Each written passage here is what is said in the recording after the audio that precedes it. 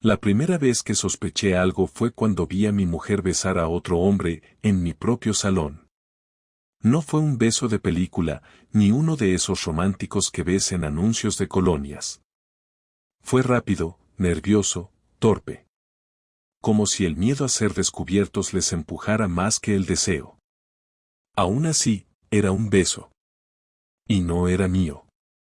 Era domingo, 13 de abril. Había salido temprano a ver el partido con mi primo Raúl, como cada jornada del Atlético. Estuvimos en el bar de la esquina, la tercera mitad, tomando unas cañas. Pero a eso de las 12 me empezó a doler la cabeza.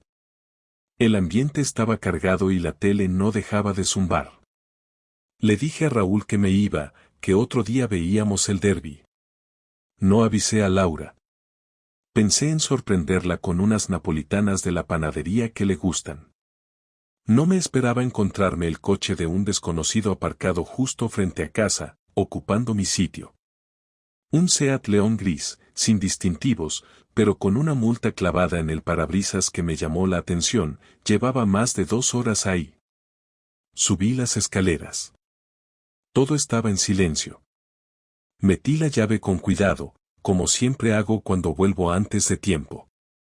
Me imaginaba a Laura todavía en pijama, tirada en el sofá con una manta y su té de frutos rojos. Lo que vi fue otra cosa. La tele encendida. Sonando bajito. Y ella estaba de pie, en medio del salón. Con ese tipo. No se abrazaban. No estaban desnudos. No hacían nada que pudieras denunciar a una vecina. Pero entonces ocurrió. Él se acercó, rápido, como si supiera que tenía poco tiempo. Y ella no se echó atrás. No le apartó. Solo bajó la mirada un segundo, y luego pasó. Ese beso. Ahí supe que algo dentro de mí se rompía.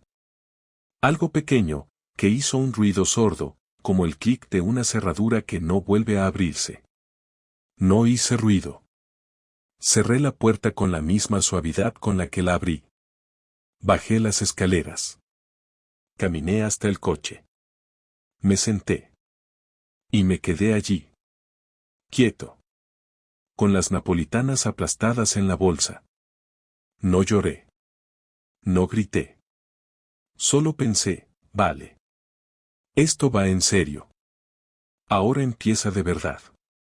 Volví a casa 3 horas después, sin avisar. Dejé el coche un par de calles más abajo, entré andando, con las llaves en la mano, el corazón acelerado pero la mente fría. Subí con cuidado, sin correr. No había señales de nadie en la escalera ni ruidos que me alertaran. Cuando abrí la puerta, Laura estaba sola, en el sofá, descalza, viendo una serie de esas absurdas que mezcla crímenes con romances de instituto. Me miró como si nada, como si la mañana hubiera sido normal, como si yo no hubiera visto lo que vi, como si todo estuviera en su sitio. Dijo hola, has vuelto pronto, sin mirarme directamente, y ahí fue donde empecé a entender que todo lo que estaba por venir iba a doler más de lo que había imaginado. Me senté en el sillón, cogí el mando, apagué la tele sin decir una palabra. Ella giró la cabeza hacia mí, un poco tensa. Le pregunté si había estado sola toda la mañana. Dijo que sí, que se había quedado recogiendo un poco, que luego había desayunado y puesto una lavadora. Yo no la interrumpí. Solo asentía, como si le estuviera dejando espacio para que se ahorcara sola con sus mentiras. A cada frase, la miraba fijo, y cada vez que desviaba los ojos, sabía que me mentía más. Le pregunté si había salido. Me dijo que no le apetecía. Le pregunté si había entrado a alguien en casa. Se rió como si la pregunta fuera absurda. Dijo que claro que no. Me recosté, y le dije, sin levantar la voz, ¿quién es el del Seat León gris que estuvo aparcado aquí 3 horas esta mañana? Ahí se acabó la sonrisa. Me miró en silencio, y por primera vez, no supo qué decir. Tardó demasiado en responder. Dijo que no sabía, que quizá era un vecino, que qué más daba. Entonces solté otra. Te vi. No hace falta que me expliques nada. Lo vi todo. La expresión que hizo no fue de culpa. Fue de miedo. Y no porque le doliera haberme hecho daño. Fue el miedo de quien ha sido pillada y no sabe cuánto sabe el otro. No dijo nada durante unos segundos eternos. Luego preguntó qué has visto, como quien intenta calcular el daño, no para pedir perdón, sino para ver si puede salir con el menor castigo posible. Le repetí que no hacía falta explicaciones, que no me interesaba saber los detalles porque ya había visto lo suficiente. Que había entrado en casa y la había visto besarse con otro tipo en el salón, como si yo no existiera. Se puso a la defensiva, claro. Dijo que solo era un beso, que no había pasado nada más, que no significaba lo que yo creía. Le pregunté si era la primera vez. Dijo que sí, demasiado rápido. Le pregunté si se habían acostado. Se quedó en silencio. Luego negó, pero no me lo creí. Su tono ya no era el de alguien sincero. Era el de una persona que improvisa sobre la marcha, que no sabe cuánto ha sido vista y prefiere negar hasta el final. Entonces me levanté. Le dije que iba a salir un rato, que necesitaba pensar. Ella intentó detenerme, me agarró del brazo, me suplicó que no lo dejáramos todo por un error. Dijo que no sabía qué le había pasado, que estaba confundida, que últimamente yo estaba muy distante. Que llevábamos meses en automático. Que necesitaba sentirse viva, deseada, no una parte del mobiliario. Que no tenía intención de herirme, que fue un momento de debilidad. Le pregunté si me quería. No me respondió. Le pregunté si lo quería a él. Dijo que no. Le pregunté si pensaba dejar de verlo. No supo qué decir. Y ahí, supe todo lo que necesitaba saber. Me fui sin cerrar la puerta con llave. Caminé sin rumbo durante casi una hora. No lloré, no grité, no llamé a nadie. Necesitaba silencio para pensar. No sobre ella, sino sobre mí. Porque hasta ese momento, toda mi vida giraba en torno a esta casa, a esa mujer, a nuestras rutinas. Y de pronto, todo era un teatro. No sabía cuánto tiempo llevaba el engaño ni me importaba. Lo que dolía no era el beso en sí, sino la facilidad con la que había sido capaz de traicionar todo lo que construimos. La frialdad con la que se quedó sentada después. Como si no le pesara. Volví a casa al atardecer. Ella seguía allí, sentada en el mismo sitio, como si esperara un veredicto. La miré. Le dije que ya no podía confiar en ella. Que no sabía qué iba a pasar, pero que necesitaba espacio. Que no me pidiera comprensión ni perdón en ese momento porque no podía dárselo. Que no intentara justificar lo que no tiene arreglo. Esa noche dormí en el sofá. No porque no tuviera cama, sino porque no quería compartir el mismo techo. Pero era mi casa, y aún no estaba listo para marcharme. No todavía. Tenía que planear cada paso. Y ella no intentó acercarse. Ni una palabra más. Solo silencio. El mismo silencio con el que uno entierra lo que ya está muerto. El lunes por la tarde volví antes del trabajo. No fue casualidad. Quería pillarla desprevenida, verla en su versión más real, sin tiempo para preparar cara de culpa o discurso de víctima. Entré en casa sin hacer ruido. Estaba en la cocina, de espaldas, sirviéndose un café. Me acerqué, le dije que necesitábamos hablar. Se giró, algo sorprendida, y dejó la taza en la encimera. Me preguntó si me había calmado. Le respondí que no estaba aquí para calmarme, que estaba aquí para entender exactamente con quién me había casado y cuánto tiempo llevaba haciendo el idiota. No respondió, pero esa pausa fue más clara que cualquier confesión. Le pregunté directamente si seguía viéndose con él. Dijo que no, que desde el domingo no había vuelto a hablarle. Le pregunté si tenía pensado volver a hacerlo. Dijo que no lo sabía, que no podía prometerme nada que no sintiera de verdad. Le dije que eso ya era una respuesta. Me senté frente a ella y le exigí la verdad completa, sin filtros, sin adornos. Quería saber desde cuándo, cuántas veces, si había habido sexo, si lo había traído otras veces a casa. Esta vez no intentó negar nada. Dijo que llevaban viéndose 3 meses, que al principio eran solo charlas por redes sociales, que él escribía cosas que la hacían sentirse especial, que luego empezaron los cafés, las excusas para salir sola, y después vinieron las noches. Dijo que sí, que se habían acostado varias veces, que nunca en nuestra cama, que nunca cuando yo estaba cerca, como si eso hiciera alguna diferencia. Cada palabra era como un ladrillo lanzado a la cara. No por lo gráfico, sino por la frialdad. Ella hablaba sin llorar, sin gritar, sin emoción. Como si estuviera contando el resumen de una película que ya había terminado. Le pregunté si alguna vez pensó en parar. Dijo que sí, muchas veces, pero que no pudo. Que se sentía vacía, sola, que yo estaba demasiado ocupado, demasiado en mi mundo. Que necesitaba sentir algo, aunque fuera durante un rato. Le pregunté si se había planteado dejarme. Dijo que no. Que me quería, pero no de la misma forma. Que no quería romper nuestra vida, que no sabía qué hacer. Yo le pregunté por qué no habló antes, por qué eligió el camino más sucio. Me dijo que no sabía, que fue egoísmo, que pensó que no me enteraría nunca. Y ahí perdí el control. Le dije que todo su discurso era basura. Que no puedes traicionar a alguien y luego soltar excusas de adolescente insegura. Que me había robado la confianza, la dignidad, y ni siquiera se atrevía a pedir perdón de verdad.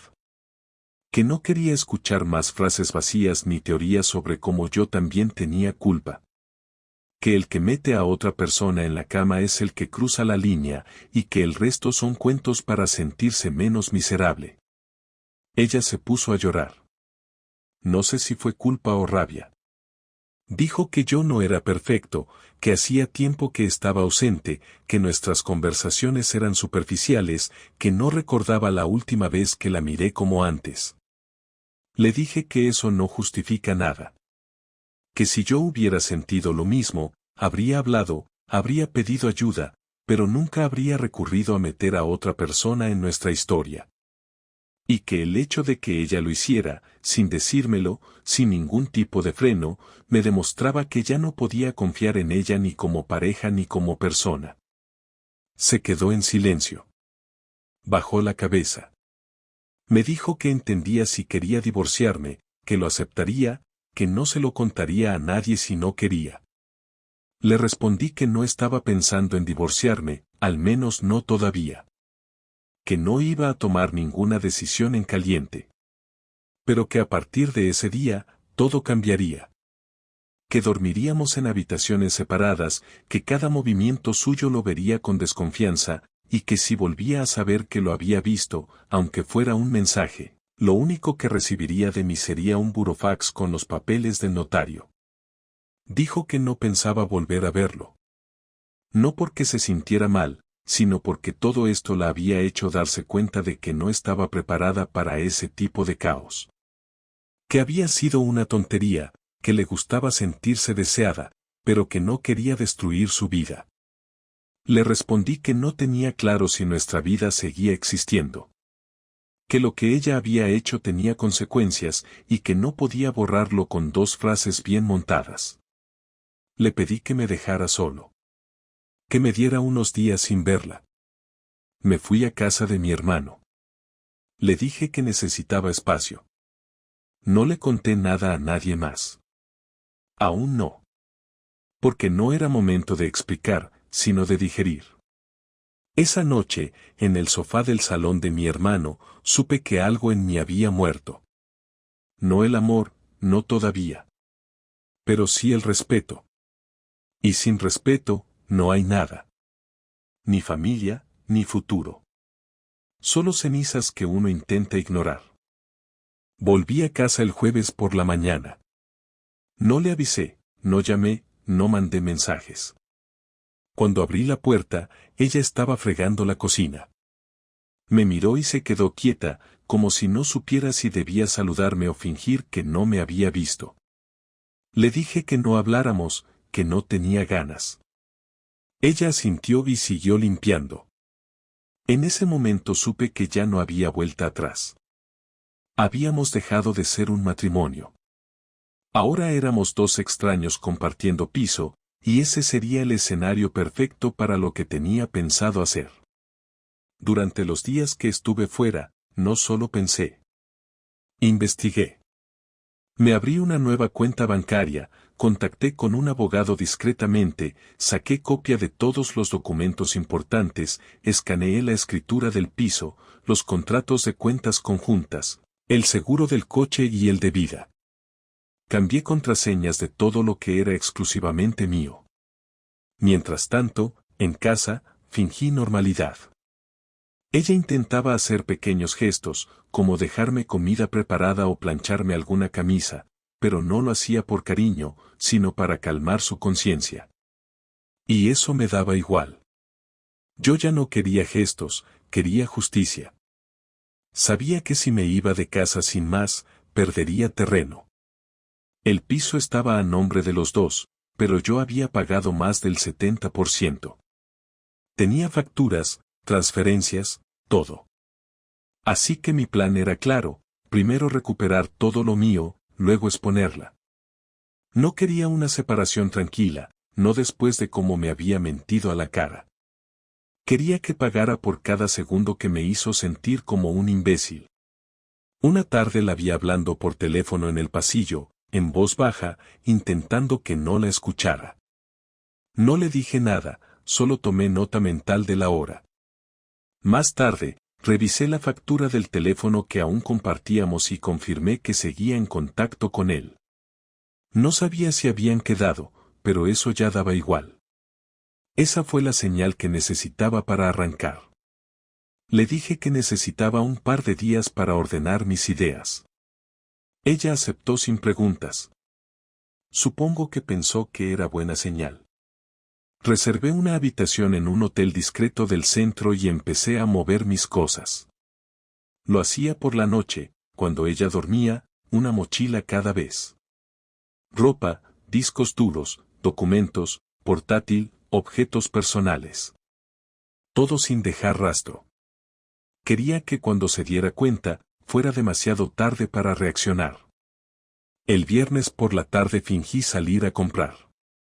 Fui al hotel, confirmé la reserva para toda la semana siguiente, instalé todo y volví a casa como si nada. Ella seguía cocinando como si no pasara nada. Entonces lancé la primera bomba, le dije que había hablado con un abogado y que ya tenía claro qué quería hacer. Su cara cambió al instante. Le pregunté si tenía algo que contarme antes de que empezara el proceso. Negó con la cabeza, mintiendo otra vez. Le sonreí, le dije que me lo esperaba, y que no se preocupara, que todo se resolvería pronto. El sábado por la mañana, cuando salió a hacer la compra, ejecuté el siguiente paso. Llevé el coche a nombre de mi padre, retiré el dinero que quedaba en nuestras cuentas conjuntas, mi mitad exacta, ni un euro más, y se lo transferí a mi nueva cuenta. Notifiqué al banco que todas las operaciones futuras deberían requerir doble firma. Luego envié un correo al trabajo de ella, sin firmar, detallando con datos lo que había estado haciendo durante sus horas laborales con otro empleado. No pedí que la despidieran. Solo conté la verdad. Si era suficiente para que tomaran medidas, perfecto. Si no, ya estaba satisfecho con poner las cartas sobre la mesa. Esa noche, le dejé una nota sobre la mesa del comedor. Ya sabes lo que hiciste. Lo que no sabías es lo que voy a hacer yo. Esto solo acaba de empezar. Marcos. Me fui sin hacer ruido, dejándola dormir como si todo siguiera igual. Al día siguiente, cambió todo. Me llamó 11 veces seguidas. No contesté. Luego vinieron los mensajes. Algunos con disculpas, otros con insultos, otros mezclando ambas cosas.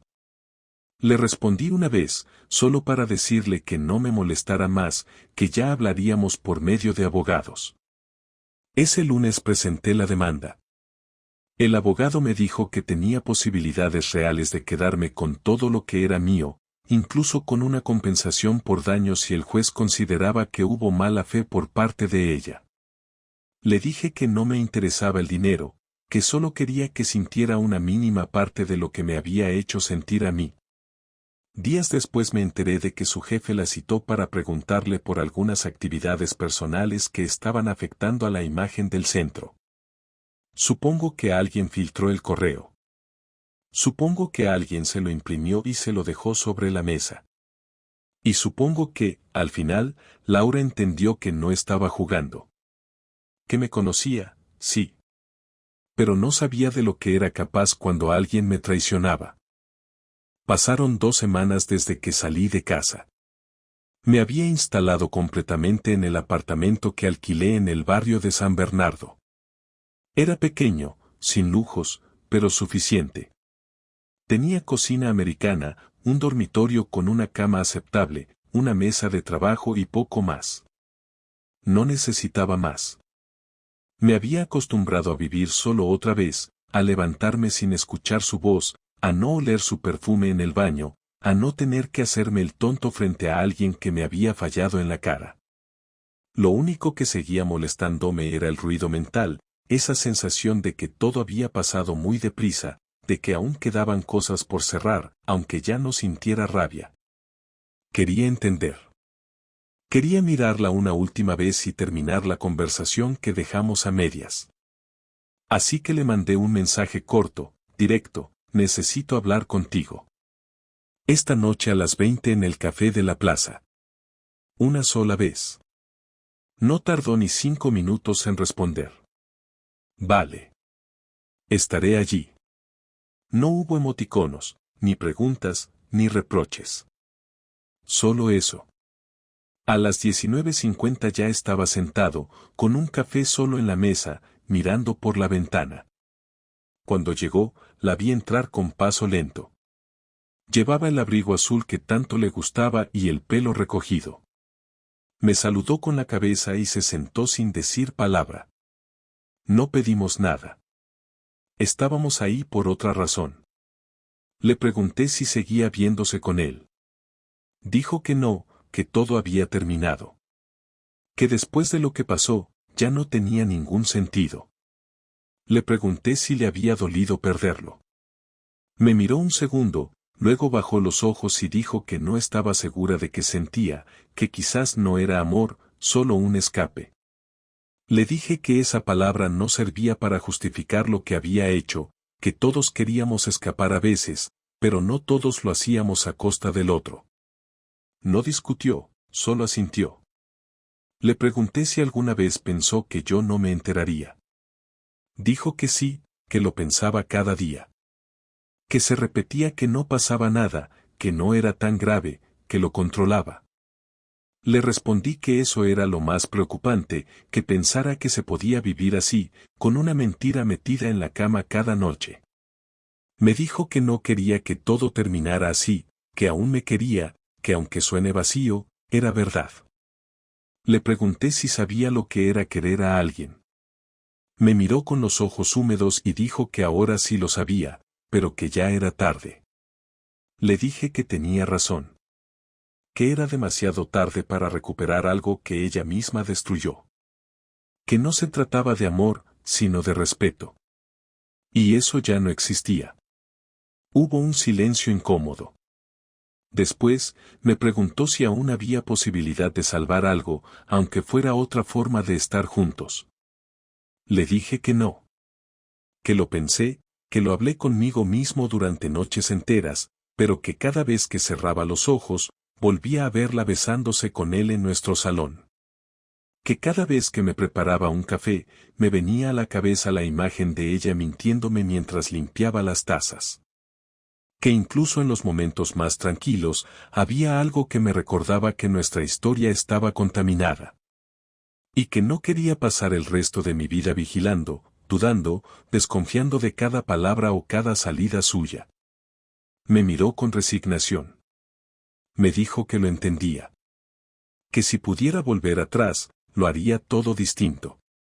Le respondí que esa frase no cambiaba nada, que no hay forma de editar lo que uno ha hecho, y que a veces, simplemente hay que aceptar las consecuencias. Le pregunté si ya había contado algo a sus padres o amigos. Dijo que no tenía valor. Que les dijo que estábamos en crisis y que necesitábamos espacio. Le respondí que pronto todos lo sabrían, que no pensaba proteger su imagen, que si alguien preguntaba, diría la verdad. Que no era por venganza, sino por limpieza. Me dijo que lo aceptaba, que no me culparía. Luego me preguntó qué pasaría con la casa.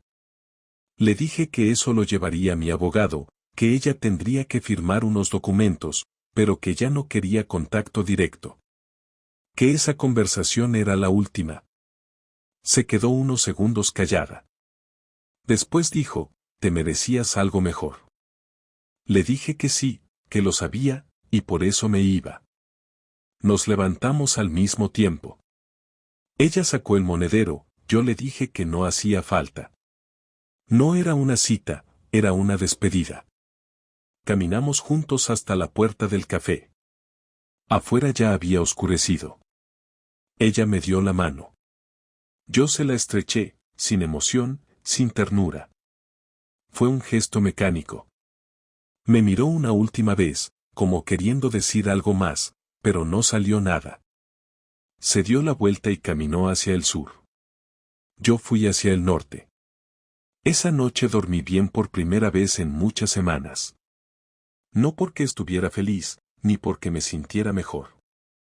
Sino porque por fin, la historia había terminado.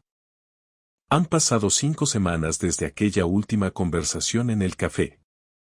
El proceso legal avanza sin complicaciones. Mi abogado me confirmó que el piso quedará a mi nombre y que ella se irá en cuanto firmemos el acuerdo de separación. No ha puesto resistencia, no ha pedido compensación, no ha intentado negociar. Firmó todo con la misma actitud con la que la vi marcharse aquella noche, en silencio. No sé si lo hizo por vergüenza, por culpa o por simple agotamiento. Y, sinceramente, ya no me importa. No tengo interés en saber cómo se siente. No tengo curiosidad por saber si llora, si duerme bien, si se arrepiente. Ya no es mi responsabilidad. Lo más difícil no fue su traición, fue entender cómo no vi nada antes. Como no noté los pequeños gestos, las miradas esquivas, las excusas que sonaban a copia barata. Durante semanas me martiricé con esas preguntas, pero con el tiempo entendí que eso no servía de nada. Ella no cometió un error por mi culpa. No tomó una mala decisión porque yo fuera frío o distante. Lo hizo porque quiso. Porque le apeteció. Porque creyó que podía hacerlo sin consecuencias. Y si algo aprendí en este proceso, es que hay gente que se acomoda tanto a su mentira que solo reacciona cuando ya es tarde. Yo no fui el marido perfecto, pero sí fui fiel. Y eso, en esta historia, ya era más de lo que muchos dan. Me he reencontrado con viejos amigos. Con algunos había perdido contacto por las rutinas del matrimonio, por las cenas familiares, por los compromisos de pareja que te obligan a cancelar planes. Ellos me recibieron sin hacer preguntas incómodas. Solo ofrecieron tiempo, conversación y cerveza. Algo tan simple y tan útil. Fue con ellos que empecé a reír de nuevo, no por las bromas, sino porque dejé de fingir. Pude decir en voz alta que me engañaron, que me dolió, que tuve ganas de romperlo todo, pero que aquí sigo, entero, sin necesitar destruirme para sanar.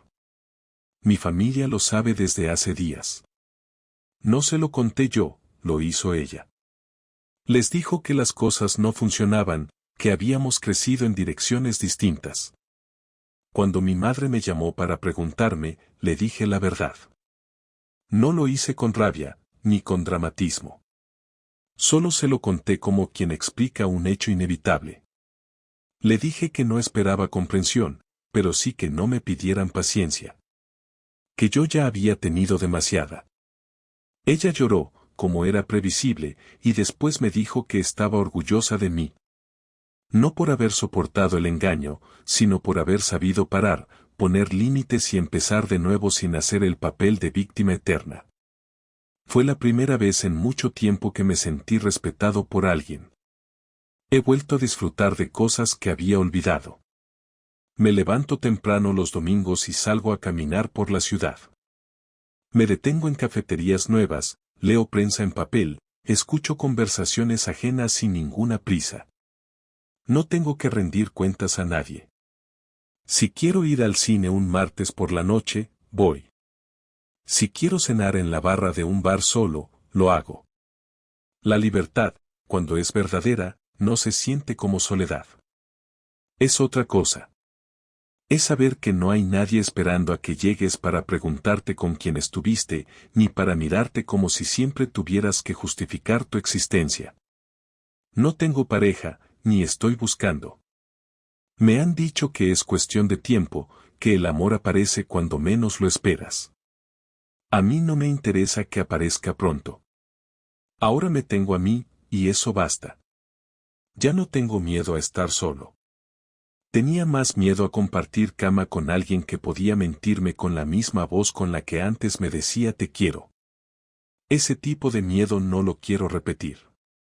Cuando vuelva a confiar en alguien, será con calma, con dudas si hace falta, pero con claridad. Laura me escribió hace unos días. Un mensaje corto, sin drama. Solo quería saber cómo estás. Le contesté con la misma frialdad que ella mostró cuando decidió acostarse con otro.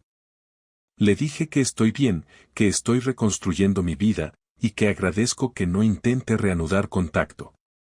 No hubo más. Ni un lo siento, ni un te echo de menos. Supongo que ya entendió que este capítulo está cerrado, sin posibilidad de reedición. Ahora miro hacia adelante. No tengo grandes planes. No tengo prisas. Solo quiero vivir tranquilo. Sin mentiras, sin secretos, sin miedo. Todo lo que pasó me rompió en partes pequeñas, pero también me obligó a mirarme sin filtros. Y eso, al final, fue necesario. No soy el mismo hombre que empezó esta historia, y no quiero serlo. Ahora soy alguien que sabe lo que no va a permitir nunca más. Alguien que aprendió que el respeto propio no se negocia. Que el amor no debe doler. Que la verdad, aunque duela, siempre es mejor que vivir engañado. Así que sí, esta historia acabó. Sin reconciliación, sin romanticismo barato, sin giros forzados. Solo terminó. Como tantas cosas que deben terminar cuando ya no queda nada que salvar. Y eso está bien. Porque a veces, el final más digno es el que no necesita espectáculo.